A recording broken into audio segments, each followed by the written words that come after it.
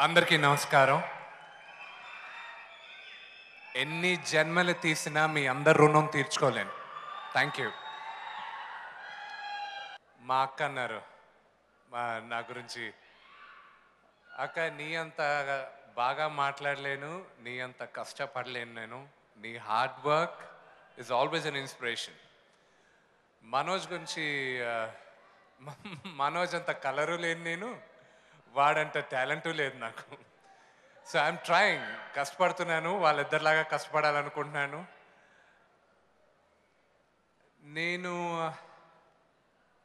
ఈ cinema first నాకు narration diamond Ratnababu గారు ఇచ్చినప్పుడు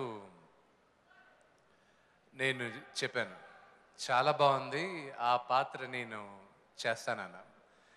సో వన్స్ డైరెక్టర్ మదన్ గారు, డైమండ్ రత్నబాబు గారు అక్కడ కూర్చొని ఆ క్యారెక్టర్ చెప్పేటప్పుడు వాళ్ళు నన్ను అనుకోలేదు ఫస్ట్. వాళ్ళ దృష్టిలో ఇంకెవరో ఉన్నారు. నేను చెప్పా, లేదు ఆ క్యారెక్టర్ నేను వేస్తాను. వాళ్ళు కాదు అనలేరు, అవును అనలేరు. ఎందుకంటే డిసిషన్ నాన్నగారి దగ్గర ఉంది. ప్లస్ ఇప్పుడు ఒక నటుడుగా నేను ఆ క్యారెక్టర్ వేస్తాను, నేను అక్కడ ఎగ్జిక్యూటివ్ ప్రొడ్యూసర్గా ఉంటూ చేస్తున్నానంటే వాళ్ళకి టెన్షనే కదా. కానీ ఫిబ్రవరి 9th దేవుడి ఆశీస్సులతో అన్నీ సక్రమంగా జరిగి 9th రిలీజ్ చేయాలని మేము అందరం ఆశిస్తున్నాం. థ్యాంక్ యూ వెరీ మచ్ జై మీడియా నరేంద్ర గారికి and cine monks, thank you very much.